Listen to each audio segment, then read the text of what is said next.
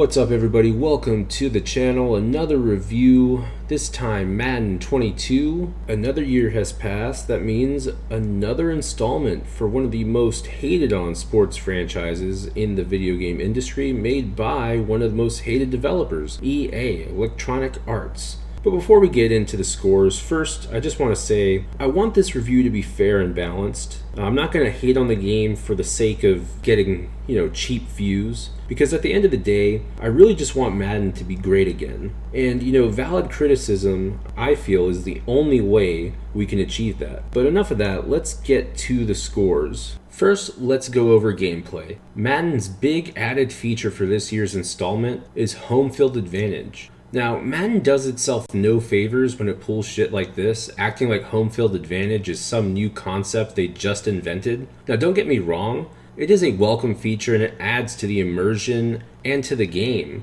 As you make positive plays, you build up your momentum meter. This riles up the crowd, and as you build your momentum, activates home field advantages or home field abilities. These abilities vary from your running backs holding onto the ball better to your opponents dropping more passes. This works both ways, as if you turn the ball over and make enough mistakes, your opponent's meter will begin to fill. Overall, while home field advantage is not a new idea, with NCAA football implementing it back when NCAA football was a thing, they actually took it and improved on the formula. So kudos to Madden for doing that. Another area they claimed to make gameplay improvements to was franchise mode, my favorite mode by the way. And I'm happy to say they made strides in the right direction. At first I was really concerned about them adding these training points, as I thought it was just a cheap way to add microtransactions into franchise mode. But no, instead, training points are earned through gameplay and challenges you set throughout the season. These points can be used to upgrade your coaches and your coaching staff's abilities, making it easier to earn XPs for a position, or making scouting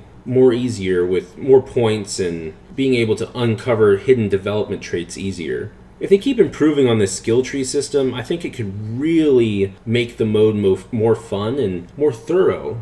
Alongside these branching skill trees and training points, events have been added that pop up throughout the season, like a player wanting to retire mid-season if you're losing too much, or a breakout player needing just one more big game to upgrade their development trait. These additions, together with the branching skill trees and the training points, Madden's franchise mode is starting to look up. Now, as for the other modes, Ultimate Team, well, it's Ultimate Team. It's the same cash grab it is every year. And, there's one other mode that I was looking forward to, which was the Yard. And my goodness, the Yard has some of the most laughable AI I think I have ever seen in a sports game. It's like the developers forgot to program the AI at all. And it's a real disappointment for someone who hasn't played the mode. It was a reason I was considering getting 21. I think that's when they first added it. But yeah, I've had so many bugs happen in the Yard. I've had them throw laterals, and then they throw the laterals right near the out of bounds marker, so they just end up losing yardage. They'll make negative 10-yard pass plays consistently, just because the field, I think, is more narrow compared to an NFL field. Then, of course, we have Face of the Franchise, which is Madden Story Mode, which will get its own section, let's just say that. Let's get to the on-the-field action. Following in the footsteps of Madden's past Madden games these last few years, this game here, Madden 22, has tons, and I mean tons, of glitches, bugs, and just shoddy AI. The offensive line's IQ is shit. It is atrocious. It's especially in the run game, let me tell you. The run blocking in this game is terrible. Sometimes defenders will just teleport to the ball carrier, or your offensive lineman, no matter of their awareness, no matter of their run blocking ability, will just miss blocks or not block the right person. Linebackers have the athletic and covering ability of Jalen Ramsey, okay? Opposing computer quarterbacks, CPU quarterbacks under pressure they have the release and accuracy of Aaron Rodgers. Anytime you apply pressure, they automatically just get rid of the ball. I also doubt home field advantage abilities like shaking the screen or blurring routes or making the icons for the receiver disappear really affects the CPU. I'm not sure. I'd have to play again just to see if those abilities even come up when you're versing a CPU, but if they do, they probably have no effect. They also added this pass rush stamina system. It's a meter where you can execute X amount of pass rushes, per possession. If you don't do a pass rush move, you'll recover that stamina and be able to put, those moves on the next stamina. Or not the next stamina, the next possession, my bad. But pass rushers like Aaron Donald make the game way too easy on defense. I mean, I understand Aaron Donald is an impact player. Like, I'm a huge Rams fan. You're never going to convince me otherwise that Aaron Donald is not the most dominant defensive player in the NFL. But, man, in this game, they kind of need to tone it down because I've gone double teams. I've bull rushed double teams. And, of course, the computer will get it off.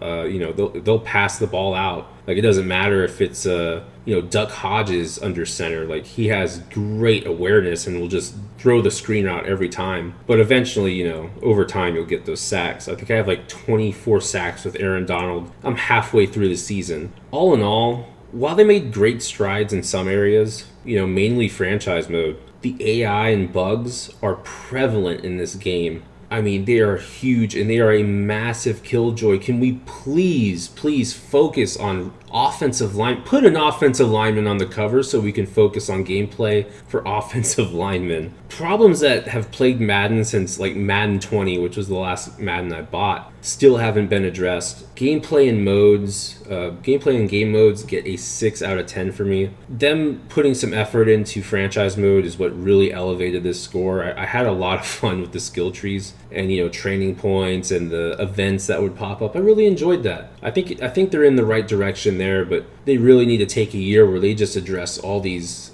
problems, especially with blocking. They really need to figure out blocking in these games. But yeah, gameplay and modes get a 6 out of 10. I told you I'd get to Long Shot, and Long Shot, if you don't know, is a mode that has now been in Madden for 3 installments now, I believe. And each game, it somehow manages to get worse. From the get-go, everyone in this game mode is on your nutsack. Let me tell you. Like, why are you... This is going to turn into a little bit of a rant, but you open up going to a Nike facility where some jackass with a prosthetic leg meets you outside where you're taking a selfie by, like, an NFL banner. And it's just like, why? You're here to practice. You're a quarterback, by the way. Projected to go number 1 from the get-go. You're this dominant quarterback in high school and college, and you're just there. You show up to the Nike facility, and guess who's there to practice with you? You may be thinking, well, maybe it's other rookies, like Jamar Chase or I think his name Devontae Smith. Kill me in the comments, but no rookies. It's OBJ, it's Odell Beckham Jr., Travis Kelce. Big names like that are just there to catch your balls. That's right, grown men making way more money than you. Are there to catch your balls. I mean, really? Like, does that happen? Can someone break that down for me? That makes no sense. I mean, who the fuck are you for these all-star talents just to be at your beck and call? You have this agent, her name is some girl, that's what we'll name her. And then you have this generic best friend who are constantly stroking your ego, hyping you up, doing Facebook fucking live chats and, asking you to go to events where, like, it's like, oh, do you want to go to an event with Saquon Barkley or do you want to go to an event with your best friend? Well, that's an easy one. We're trying to build our brand here. Get the fuck out of here, guy. But no, I mean, one more question. How do I have a signature cleat coming out of college? Like Patrick Mahomes just barely got his signature shoe. And I'm just coming out of college, Mr. Big Shot here. Nike, here you go. Here's a couple million. Here's your signature cleat that you don't even get to design. Like, what? You don't even get to design your own cleat. Now, that would have been cool, all right? The story is just mind-numbing. Let me tell you, man. I actually, at some points, I just couldn't take it anymore. I had to turn it down. And I just had to get away for a second. It's that boring, man. Let me tell you. I wanted my player to tear every ligament in his knee just so the story could have an ounce of interesting content. I guess that all goes, to Ultimate Team. Not only is the story as interesting as a vegan arts major, but the progression system was designed by a monkey pounding on the keyboard with his fist. Why not have the upgrade system be where you can upgrade the attributes individually, directly, instead of putting one token into speed and not knowing how much speed you gained? Like for real, it's so unintuitive. The story mode gets a 3 out of 10 for me. Like, when I tell you this story mode is ass, I mean it with every blood vessel that I have in my body. Okay, this game, the story mode is just so bad. It is bad. At least 2K can be interesting. I say that and it pains me, but it's the 2K storyline blows this away by a mile. Up next, we have presentation, one of the most important parts to an NFL broadcast, and one thing that 2K football, the NFL 2K series, had on Madden and still does to this very day. It's presentation. It's amazing how a game 2 decades old, almost, still outshines today's Madden. Even with the ESPN license, Madden just refuses to use it. Now, there are definite improvements. The jets that fly by pregame, the halftime show, actually goes over other games in the league. But the biggest improvement, I would say, is the next-gen stat presentation. Something I didn't know I needed, but it's pretty cool seeing Tyreek Hill's top speed on the go route, or seeing how quick your quarterback's release is. It's a pretty nice addition. The commentary team consists of Brandon Gaudin and Chris Davis, who are, a good announcing duo, but over time get a little stale after a while. This is why I would think, you would use that ESPN license or the NFL license, hell, any license you have. It would come in handy, How about for Thursday games, have the Thursday commentary team there? It would break up the monotony. Or, for a Monday night game, have the Monday night broadcast team be your commentary team. It would add to the immersion, More so, besides the atmosphere and immersion, it just adds another layer. You're adding to the game. Football is football, no matter what you do. I know that's a mundane statement, but there's only so much you can do to change up your game year to year. And one way you would think, which would be easy, is just to add to commentary, so that way it doesn't feel stale from year to year, especially people who buy it, on that yearly basis. As for the HUD and the tickers, they remain the same. And as far as the menus go, I find that the franchise menus, they tend to be, I'd say, a little more improved. They're a lot more streamlined, and that's for sure, which is always good. Presentation gets an 8 out of 10 for me.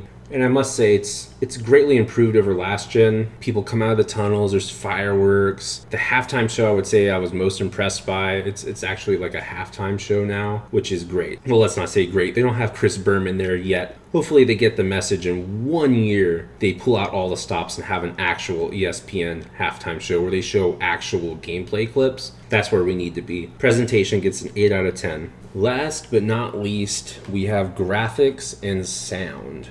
Let's start out with sound, please.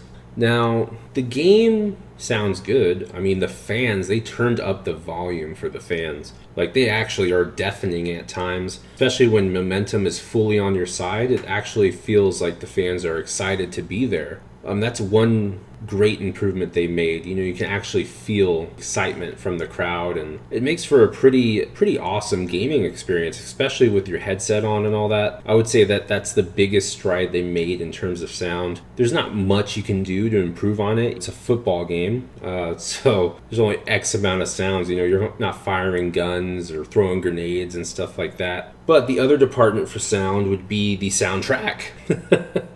And let me say, throw it in a circle, this soundtrack is the worst Madden soundtrack I've ever heard in my life. I wanted to stick my head in a blender and just hope for the end of days would come for me. I mean, Jesus, man, this soundtrack is god-awful. I don't understand why they have all these generic songs on the EA playlist, and then once you go into story mode, they have Drake playing in the background, and they actually have like some good fucking songs playing. But once you get to the actual game, it's insert generic rapper here with generic song here, rinse and repeat. There is no heat on this soundtrack. There's no fire. The fire has been extinguished, and man, it is rough. I turned the music all the way down. That's the only way to play Madden, I guess. These last few years, the soundtracks have been so bad. Just turn that. Do yourself a favor. Turn it all the way down. Negative, if you could, go negative. I mean, I regret even listening to this thing. Secondly, graphics. It's hard to say. No, it's not. The lighting is better, but other than that, besides animations, the animations are a little more fluid. No great graphical leap between last gen and this gen that I can tell. Grass is the same, destruction to the field is the same. There's some shots where they zoom out and you can see a little more of the grass being torn up, it becoming muddy, etc. But nothing too groundbreaking, and I hope that changes soon. Graphics and sound for me get a 5, and the soundtrack really just drags it all the way down to that 5. Graphics are nothing to write home about. They're serviceable. Well, you see, that's the thing. I'm going to up that to a 6 because some of the players' faces actually look like their faces. Matthew Stafford looks like Matthew Stafford. Aaron Rodgers looks like Aaron Rodgers. And then Trey Lance does not look like Trey Lance. So it's like they pick and choose who they want to do accurately. And for that reason, I'll bump them up to a 6 because some of them are impressive. They look like their players and then some don't. Graphics and sound get a 6 out of 10. In conclusion, Madden 22 gets a final score of a 6 out of 10. While the new franchise additions and upgraded presentation, the been there, done that feel, and the bugs mixed with piss poor AI makes this Madden yet another Madden to skip. Now, if you're a diehard franchise fanatic that needs to scratch that NFL game itch, then I say, pick this game up. But other than that, I cannot recommend Madden 22 at full price. I really can't. And I really hope they continue developing franchise mode because it finally seems like they're going in the right direction. Maybe next year or the year after that, I can finally recommend you pick up Madden. But until next time, this was a Nocturnal Review, and I'll see you on the next video.